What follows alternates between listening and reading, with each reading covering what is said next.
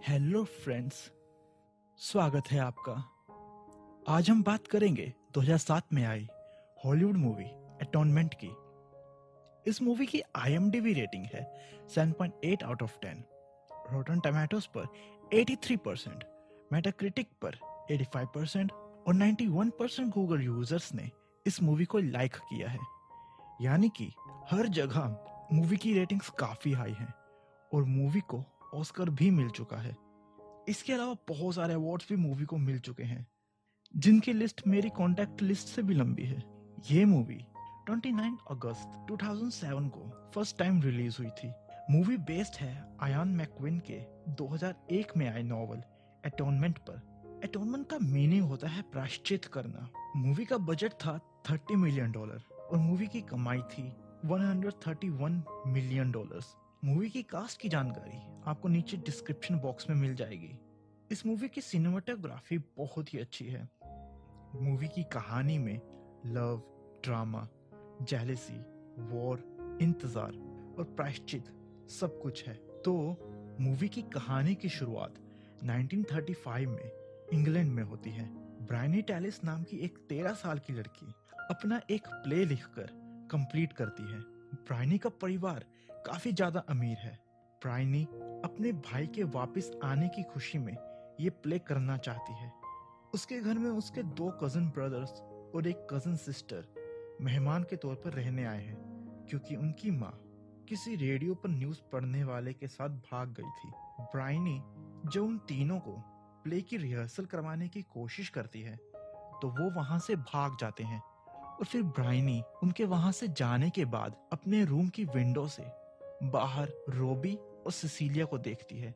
रोबी उनके पुराने नौकर का बेटा है और सिसिलिया ब्रायनी की बड़ी बहन है। ब्रायनी का रोबी के ऊपर क्रश है, लेकिन क्योंकि रोबी और सिसिलिया एक साथ पढ़ते थे, इसीलिए दोनों दोस्त हैं। लेकिन इस समय उन दोनों के बीच बातचीत काफी कम है। तो जब ब्रायनी उन दोनों को देखती है, तो वो देखती है कि सिसिलिया अपने कपड़े उतार रही है। और फिर दूसरी बार जब वो देखती है, तो सिसिलिया रोबी के सामने भीगे कपड़ों में खड़ी है और फिर वो वहां से गुस्से में चली गई। अब ब्रायनी को ये देखकर जेलसी होती है। फिर मूवी 5 मिनट फ्लैशबैक में जाती है, तो हम देख पाते हैं कि असल में सिसिलिया कुछ फूल लेकर वास में डालती है। तो वो बाहर रोबी को देखती है और उससे थोड़ी बात करने और उसे अपने भाई के साथ आने वाले उसके दोस्त के नाम से जलाने के लिए बाहर गई थी। बाहर रोबी से बात करते करते वो घर के लॉन में बने हुए वाटर फाउंटेन के पास जाती है। तो रोबी उसके फ्लावर वास को पकड़ने की कोशिश करता है ताकि वो फूलों को आराम से पानी में धो सके।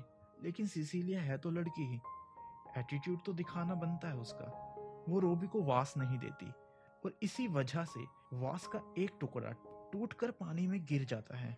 और फिर गुस्से में सिसिलिया अपने कपड़े उतारकर पानी में जाती है। और बस यही चीज ब्रायनी ने देखी थी। इसी वजह से ब्रायनी उस दिन प्ले कैंसिल कर देती है।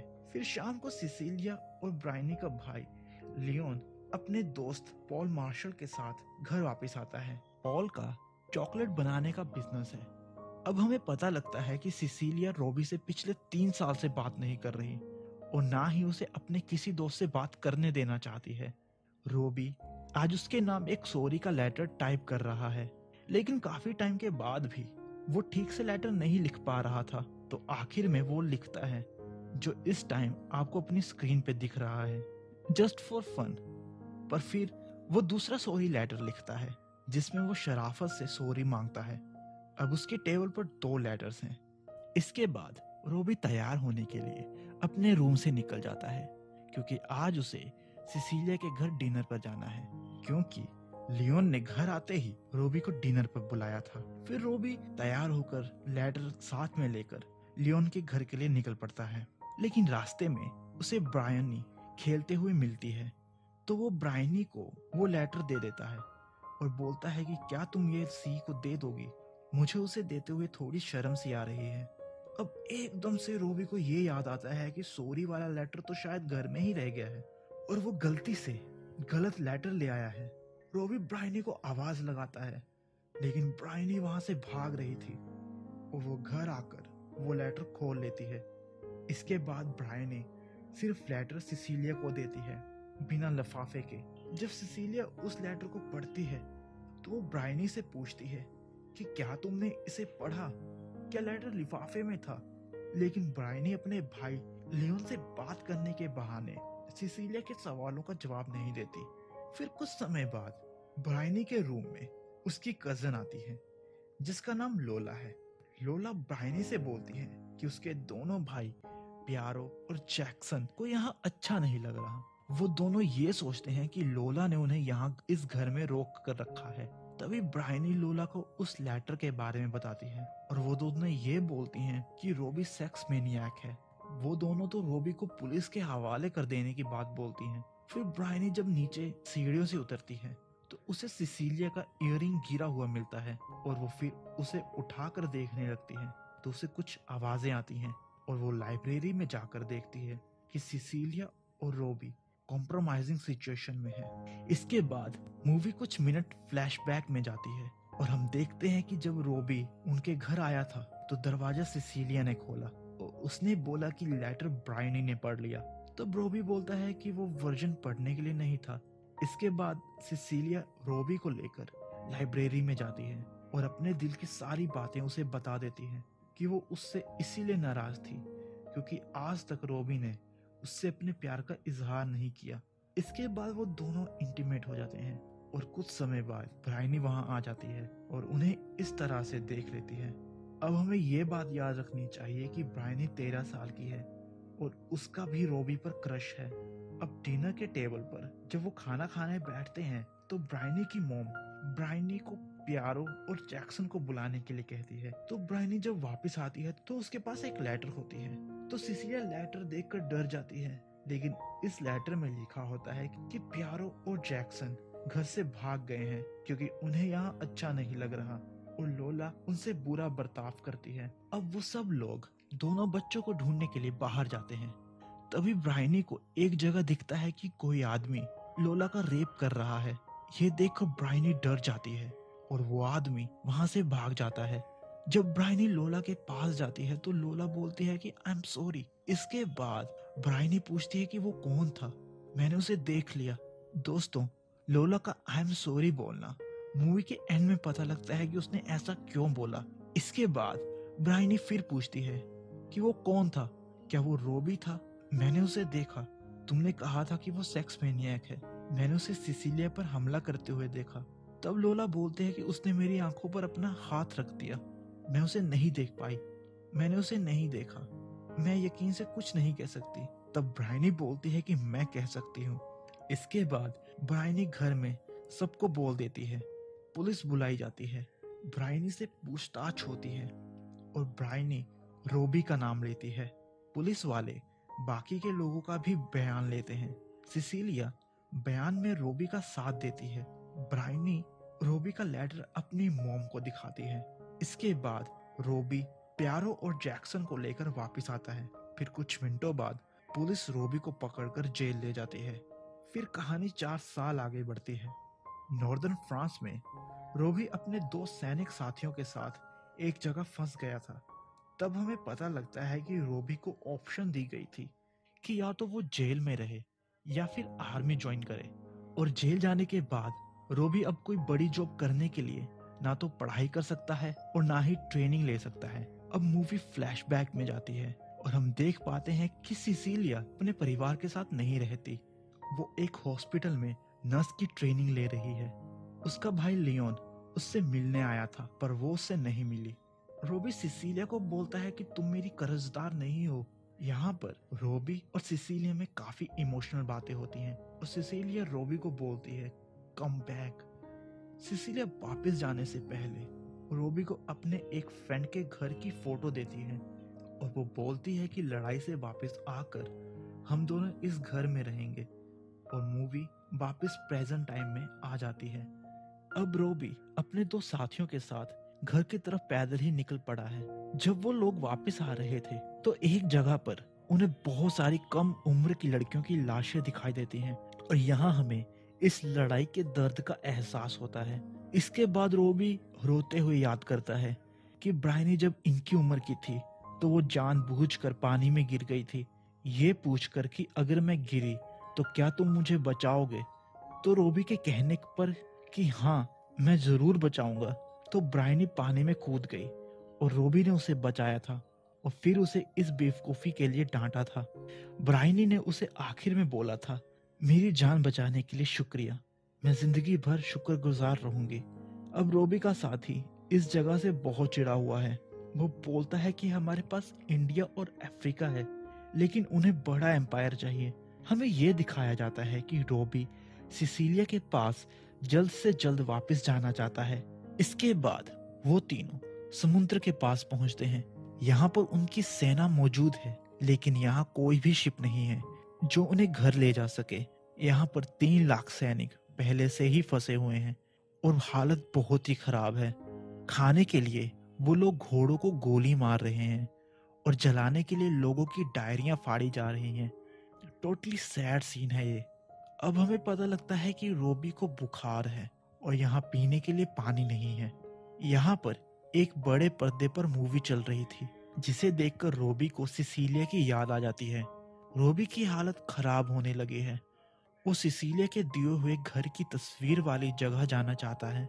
इसके लिए वो बिना जूतों के ही वहां जाने लगता है, तो उसका दोस्त उसे संभालता है और उसे एक जगह सुला देता है। अब रात में रोबी सिसिलिया को याद करके चिल्लाता है, तो उसका दोस्त फिर से उसे संभालता है और फिर वो बताता है कि कल सुबह यहाँ शिप्स आएंगी जो उन्हें घर ले जाएंगी, तुम वापस सो जाओ। रोबी को बहुत तेज बुखार था और वो वापस जाना तो चाहता था, लेकिन फिर भी वो यहाँ रहना चाहता है क्योंकि उसे लग रहा है कि वो सिसिलिया के घर की तस्वीर वाली जगह पर है। रोबी सपने में सिर्फ सिसिलिया को ही याद करता रहता है। अब रोबी अपने दोस्त को ये बोलता है कि तुम मुझे 7 बजे से पहले जगा देना और मैं अब नहीं चिल्लाऊंगा।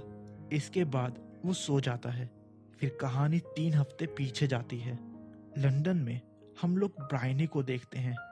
वो एक हॉस्पिटल में नर्स का काम कर रही है। रेडियो पर न्यूज में लड़ाई के बारे में बताया जा रहा है। लंदन में अंधेरा होते ही सारी खिड़कियां लकड़ी के तख्तों के साथ बंद कर दी जाती थी, ताकि दुश्मन के जहाज लाइट्स देखकर उन पर बम ना फेंक दें। रात में जब लाइट बंद की जाती थी तो ब्रायनी छुपकर एक जगह पर जाकर नॉवल लिखती थी। जब उसकी दोस्त वहां आकर उससे बात करती है तो हमें ब्रायनी की बुक का टाइटल दिखता है। ये था 2 फिगर्स बाय अ फाउंटेन। वो अपनी फ्रेंड को एक्सप्लेन करती है कि ये एक छोटी लड़की की कहानी है जिसने अपने बेडरूम की खिड़की से कुछ ऐसा देखा जो उसे समझ नहीं आया, लेकिन उसे लगा कि वो ये सब समझती है। ब्रायनी उस हॉस्पिटल से जहां वो नर्सिंग की ट्रेनिंग ले रही है, वहां से सिसिलिया का एड्रेस निकलवा कर उसे लेटर लिखती है, क्योंकि सिसिलिया ने भी उसी जगह से ट्रेनिंग ली थी। अब कुछ दिनों बाद शहर पर दुश्मनों ने एक बम गिरा दिए थे, जिसमें बहुत सारे लोग मारे गए और बहुत लोग जख्मी हुए। अब रात में नर्सिस की इंचार्ज ब्रायनी को, जिसे यहाँ सब लोग उसके सरनेम टैलिस से जानते हैं, एक मर रहे फ्रेंच सोल्जर के पास भेजती है, क्योंकि यहाँ उसे ही फ्रेंच बोलनी आती है। उस सोल्जर का नाम लूक था और वो टैलिस से इस तरह से बात करता है जैसे कि वो उसे पहले से जानता है। जब वो ब्रायनी को अपने सिर की पट्टी ढीली करने के लिए कहता है तो हम देखते हैं कि उसका दिमाग दिखाई दे रहा है। अब कुछ समय बाद लूक मर जाता है। Sad moment. अब ब्रायनी रात को सब लोगों के साथ जब बड़े पर्दे पर न्यूज देख रही थी तो न्यूज में दिखाते हैं कि पॉल मार्शल, जो कि उसके भाई लियोन का दोस्त था, उसने क्वीन को अपने चॉकलेट फैक्ट्री दिखाई अपनी मंगेतर लोला के साथ, जो कि ब्रायनी की कजन थी और जिसके रेप के इल्जाम में रोबी को जेल हुई थी। और अगले दिन ब्रायनी पॉल मार्शल और लोला की शादी अटेंड करती है। यानी कि उस रात लोला का रेप तो हुआ ही नहीं था, वो सब तो उसकी मर्जी से हुआ था। अब दोस्तों हमें यहाँ समझ में आता है कि लोला ने उस रात आई एम सॉरी क्यों कहा था। अपनी गलती, जो कि उस समय लड़की की ही मानी जानी थी, छुपाने के लिए उसने ब्रायनी की बात नहीं काटी कि वो रोबी नहीं बल्कि पॉल था, और रोबी को झूठे रेप केस में फंसा दिया। अब कहानी फ्लैशबैक में जाती है और हमें एक और सीक्रेट का पता लगता है कि ब्रायनी ने असल में रोबी को नहीं बल्कि पॉल को ही देखा था, लेकिन पॉल इतनी जल्दी वहां से भाग गया कि ब्रायनी ने उस जगह पर रोबी को इमेजिन किया। उसने पुलिस से झूठ बोला कि वो रोबी था, यानी कि ब्रायनी ने रोबी को झूठे केस में फंसा दिया। शायद इसीलिए क्योंकि वो नहीं जानती थी कि इससे रोबी, सिसिलिया और उसकी फैमिली पर क्या असर पड़ेगा। इसके बाद ब्रायनी सिसिलिया से मिलने जाती है। ब्रायनी सिसिलिया को बोलती है कि मुझे जज के सामने अपना बयान बदलना है, लेकिन सिसिलिया बोलती है कि तुम भरोसेमंद गवाह नहीं हो, वो केस रीओपन नहीं करेंगे। सिसिलिया ब्रायनी से काफी नाराज है। यहाँ ब्रायनी रोबी को देखती है तो वो उससे छुप जाती है, लेकिन रोबी ब्रायनी के सामने आ ही जाता है। ब्रायनी को देखकर रोबी को बहुत गुस्सा आता है और वो उसे बहुत कुछ सुनाता है, लेकिन फिर सिसिलिया रोबी को शांत करती है। जब रोबी शांत होता है तो ब्रायनी को बोलता है कि जितनी जल्दी हो सके तुम अपने पेरेंट्स के पास जाओगी और उन्हें यकीन दिलाओगे कि तुमने जो कुछ भी कहा था एकदम झूठ कहा था। तुम किसी वकील से मिलोगी, स्टेटमेंट दोगी, साइन करोगी और स्टेटमेंट की कॉपी हमें दोगी। तुम मुझे चिट्ठी लिखकर ये भी बताओगी कि किस वजह से तुमने कहा था कि तुमने मुझे झील के पास देखा था। ब्रायनी उसे बताती है कि वो लियोन का दोस्त पॉल मार्शल था। मैं उसकी और लोला की शादी देखकर आ रही हूँ। अब सिसिलिया बोलती है कि लोला पॉल के खिलाफ बयान नहीं दे पाएगी, वो बच जाएगा। रोबी ब्रायनी से कहता है कि जो तुमने कहा वैसा ही लिखना और फिर हमें अकेला छोड़ देना। ब्रायनी बोलती है कि मैं वादा करती हूँ और फिर ब्रायनी वहां से चली जाती है। एज अ व्यूअर हम ये सोचने लगते हैं कि ब्रायनी अब क्या करेगी, कहीं वो सुसाइड वगैरह ना कर ले। लेकिन तभी हम देखते हैं कि एक बूढ़ी औरत का इंटरव्यू चल रहा है और उसका नाम है ब्रायनी टैलिस और उसका 21वां नॉवल रिलीज होने वाला है जिसका नाम एटोनमेंट है। अब हमें पता लगता है कि ब्रायनी मर रही है और मरने से पहले वो नॉवल को कंप्लीट करना चाहती थी। और दोस्तों, यहाँ एक और प्लॉट रिवील होता है। दरअसल ब्रायनी कभी अपनी बहन से मिलने गई ही नहीं। रोबी की मौत उसी रात बीमारी की वजह से हो गई थी जिस रात शिप उन सैनिकों को घर ले जाने के लिए आई थी। और सिसिलिया की मौत उस बम ब्लास्ट में हो गई थी जो बम उन पर दुश्मनों ने फेंका था जिसमें लूक की मौत हुई थी। ब्रायनी ने अपने नॉवल में ऐसा इसलिए लिखा ताकि कम से कम किताब में उन्हें वो खुशियां मिले जो उन्हें कभी मिली ही नहीं। यानी कि मूवी की स्टार्टिंग से हम एक नॉवल की कहानी ही देख रहे हैं। ब्रायनी खुद को उनकी जुदाई की वजह मानती थी। मूवी का एंड दुख और खुशियों दोनों से भरा है और इसी के साथ एटोनमेंट खत्म हो जाती है। दोस्तों, डायरेक्टर और राइटर एंथनी मिंगहेला इस मूवी के आखिरी सीन में बूढ़ी ब्रायनी का इंटरव्यू करते हुए दिखाई दिए हैं, जिनकी मूवी के रिलीज होने के 6 महीने के बाद ही कैंसर की सर्जरी के बाद 54 ईयर की एज में मौत हो गई थी। ओवरऑल काफी सैड स्टोरी है जिसमें प्यार, इंतजार और प्रायश्चित है। दोस्तों, आपको ये वीडियो कैसी लगी इस बारे में मुझे कमेंट करके जरूर बताएं और इस वीडियो को लाइक एंड शेयर कर लें। और अगर आपने वीडियो को यहाँ तक देख ही लिया है तो प्लीज इस चैनल को सब्सक्राइब कर लें। आपसे मुलाकात होगी अगली वीडियो में। तब तक के लिए गुड बाय।